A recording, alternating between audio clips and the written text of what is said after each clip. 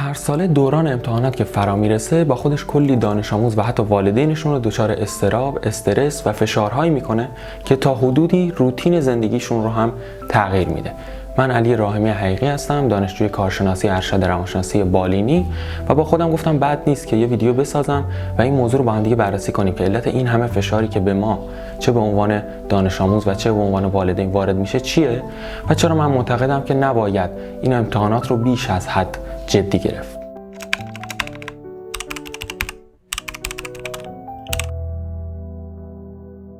همه ما چه اینکه الان دانش آموز باشیم و چه اینکه این دوران رو پشت سر گذاشته باشیم احتمالاً خاطراتی رو داریم از دورانی که برای امتحانات فشارها و استرس‌ها و اضطراب‌هایی رو تحمل می‌کردیم. حالا چه میتونه دوران دبستان، راهنمایی و دبیرستان باشه و چه حتی دانشجویی برای کنکور و غیره.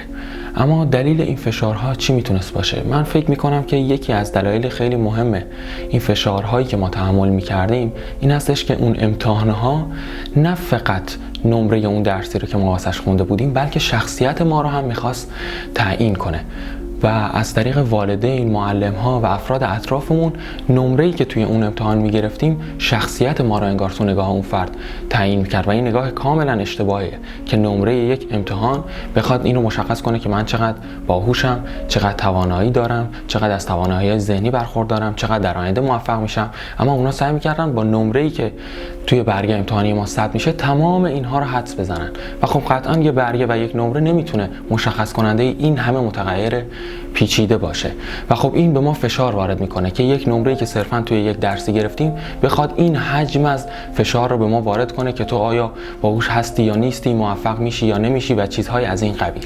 و یکی از چیزهایی که بار این امتحانات رو سنگین میکنه همین فشار هست که ما نمیخوایم شخصیت خودمون رو این نمره بالا یا پایین ببره با خودش.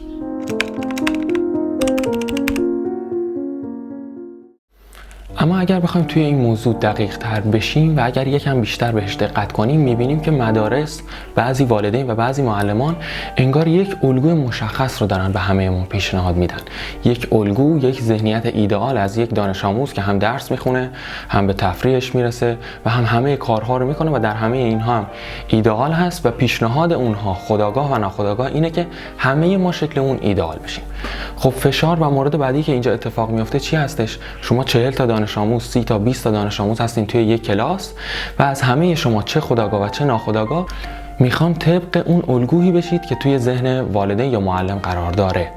و وقتی که از شما میخوان که طبق یک الگوی مشخص بشین و خودتون رو شکل یک الگوی دیگه کنین، در واقع انگار دارن از شما میخوان که شکل خودتون نباشین و چیزی که خودتون هستین و همراه خودتون دارین، تواناییایی که با خودتون دارین که میتونه متفاوت از اون الگوی ایدئال باشه بذارید کنار و خودتون رو شبیه اون الگوی مشخص کنید. و این جایی هستش که منبع فشار بعدی مشخص میشه. اینکه تو خودت رو کنار بگذار، هر چی که داری با خودت اینجا نیار و خودت رو شبیه اون الگوی مشخصی کن که من دارم ارائه میدم.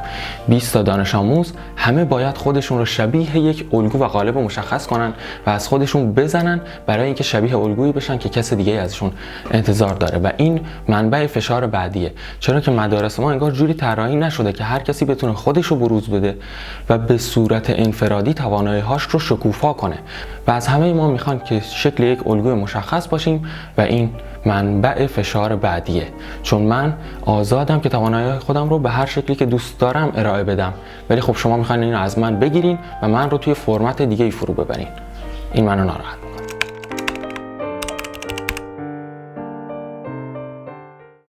یک جمله خیلی خیلی قشنگ و هوشمندانه هستش که میگه اگر شما آزمونی طراحی کنید که توی اون از طاووس بخواید شنا کنه، از ماهی بخواید روی زمین راه بره و از یوز پلنگ بخواید که پرواز کنه، احتمالاً همه اونها توی امتحان شکست میخورن. و این اتفاقی هستش که اگه دقت کنیم تا حدودی در مدارس ما میفته. ما از افراد مختلف که استعدادها و توانایی‌هاشون بسیار میتونه با هم دیگه متفاوت باشه، همه رو میخوایم با یک سری امتحان و فرمت مشخص تست کنیم. من میتونم تواناییم توی تولید محتوا باشه، اما امتحانات توانایی منو توی تولید محتوا نمیسنجن. از من میخوان که توی فیزیک یا ریاضی نمره بگیرم. استعداد من میتونه نقاشی و عکاسی باشه، اما اون امتحانات ممکنه از من بخوان که من توی درس دین و زندگی و عربی نمره بیارم. استعداد کسی دیگه میتونه توی برنامه‌نویسی باشه، ولی امتحانی برای برنامه‌نویسی توی مدارس طراحی نشده.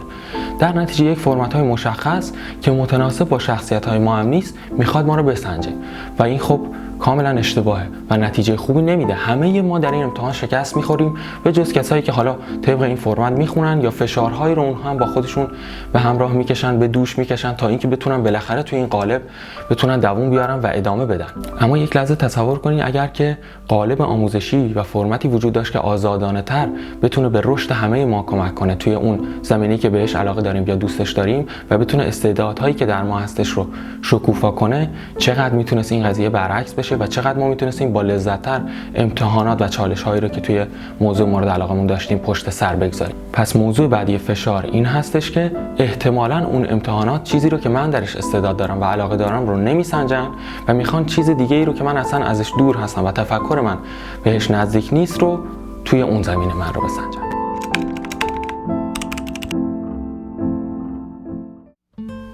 اما حالا تصور کنید به هر روی و به هر شکلی که بود من امتحانات رو پشت سر گذاشتم. توی فیزیک و ریاضی 17 و 18 گرفتم، مثلا توی هنر نمره پایینی گرفتم، ورزش نمره خوبی گرفتم، توی زیست شناسی درس مثلا 15 گرفتم و چیزهای از این قبیل. نمره هام جسته گریخته و من زحمتمو میکشم و تمام این امتحانات رو با موفقیت پشت سر میگذارم. آیا کسی دقت کردین که اصلا براش مهم نیست؟ آیا دقت کردین که فقط کسایی تشویق میشن و بهشون اهمیت داده میشه که همه درس ها رو 20 بگیرن و معدلشون 20 بشه؟ برای کسی انگار زیاد مهم نیست که من 2 تا درس رو 20 میگیرم، ورزش و هنر رو 20 میگیرم و درس های دیگر رو نمرات پایینتری رو به خودشون اختصاص میدن و خب طبیعتا طبق شخصیت من که توی یک سری چیزها بالا هست و یک سری چیزها پایین، یک نمره طبیعی و واقعی رو ارائه میدم. انگار اونها این رو تشویق نمیکنن. خود ما هم حتی این کار رو شاید نکنیم، والدین ما و معلمای ما هم این نگاه رو تشویق نمیکنن و این سم بعدیه. کاملگرایی. شما موقعی تشویق میشید، موقعی دانش آموز خوبی هستید که همه نمراتتون 20 باشه. خب این از واقعیت تا حدودی به دوره، چرا که استعدادهای افراد تو زمینهای مختلف قوی هستش. یا اون نمره درستی نیست که داره خیرات میشه و به هر کسی 20 میده و درست سنجیده نمیشه، یا اینکه این سیستم کلا مشکل داره. چرا که قطعاً بعضی از ما توی هنر قوی هستیم و بعضی از ما توی ریاضی قوی هستیم و بعضی از ما توی زیست شناسی و تلاش برای اینکه خودمون رو تو قالبی بگنجونیم که همه این نمرات رو 20 بگیریم میتونه تلاش بیهوده‌ای باشه. من میتونم وقتمو روی چیزی بیشتر بذارم که توش قوی هستم و اینجا هستش که اگه دقت کنیم میبینیم که وقتی که من در یک نمره‌ای موفقیت بالایی کسب میکنم، در یک مبحث اصلا تحصیلی یا هنری موفقیت بالایی کسب میکنم و در یک مبحث دیگه شکست میخورم یا نمره پایینتری میگیرم، والدین و معلمان به جایی که بیان من رو توی اون زمینه‌ای که موفق تر بودم تشویق کنن و برای من توی اون زمینه چیزی که بهش میگم اصطلاحاً معلم خصوصی بگیرن تا بیشتر روی اون زمینه بتونم کار کنم و لذت ببرم و خودم رو شکوفا کنم، برعکس میان توی اون زمینه‌ای که من ضعیف‌تر بودم برای من معلم خصوصی میگیرن. چرا؟ که از من یک آدم به اصطلاح کامل بسازن. چرا؟ که تمام نمره‌هام رو با هم دیگه همدست کنن. در صورتی که ما میتونیم وقتی متوجه میشیم که استعداد من در هنره و من هنر رو 20 میگیرم، حالا بقیه درس‌ها هم دیگه قبول میشن ولی استعداد بالایی زیاد در اونها ندارم، خب من توی همون زمینه هنر برم بیشتر وقت بذارم. ولی اینجوری نیست. میان برای ما معلمای خصوصی میگیرن که توی اون دروسی که استعداد نداریم بیشتر دوباره وقتمون رو بگذرونیم و این مورد بعدی هستش که بازم به ما فشار وارد میکنه.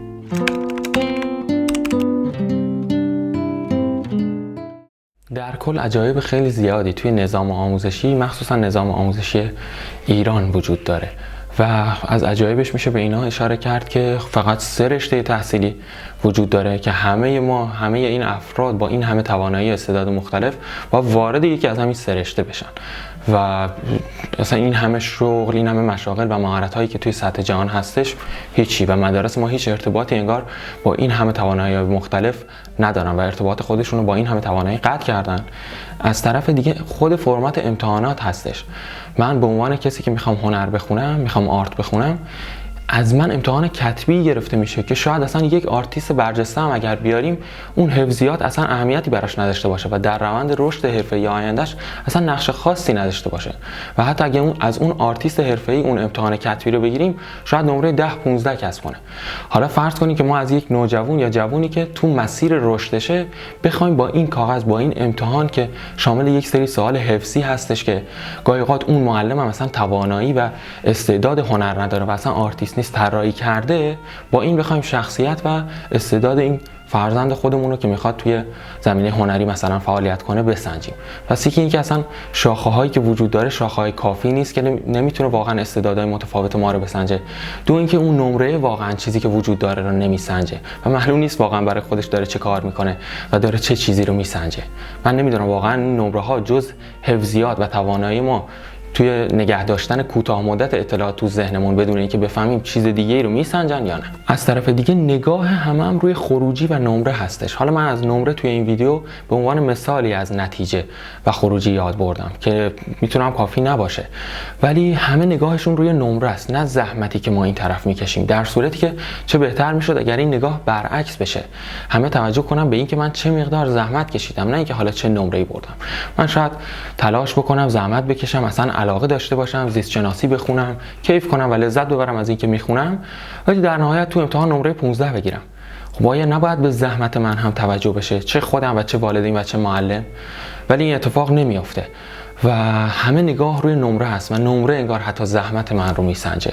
و خب همه این چیزهایی که توی این ویدیو سعی کردم بررسی کنم تازه توی حالت نسبتاً ایدئال هستش. موارد خیلی زیاد دیگه وجود داره که به ما اضطراب و فشار میاره که نباید باشه ولی هست. الفاظ کلامی نادرستی که گاهی اوقات معلمان نسبت به دانش آموز به کار میبرن، گاهی اوقات تنبیه‌های بدنی که انجام میشه که فاجعه است واقعا که توی قرن 21 هنوز داشته باشه همچین اتفاقی توی کشور ایران بیفته و چیزهای از این قبیل هم وجود دارن که اضطراب و فشار اصلا چندین برابر میکنن.